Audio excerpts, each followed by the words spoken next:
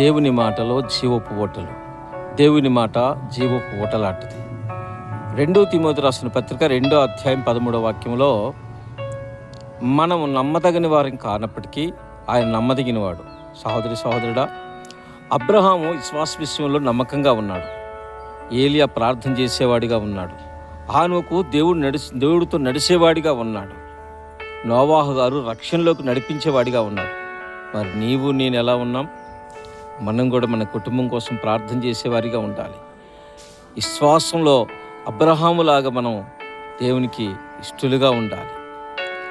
ఏలియాలాగా ప్రార్థన చేసి దేశ క్షేమానికి మనం తోడ్పడాలి. సహోదరి సహోదరుడా, ప్రార్థన చేసే విషయంలోనూ, విశ్వాసం విషయంలోనూ, దేవునితో నడిచే విషయంలో, మనం రక్షణలోకి ప్రజలు నడిపించే విషయంలో నమ్మకంగా ఉండాలి.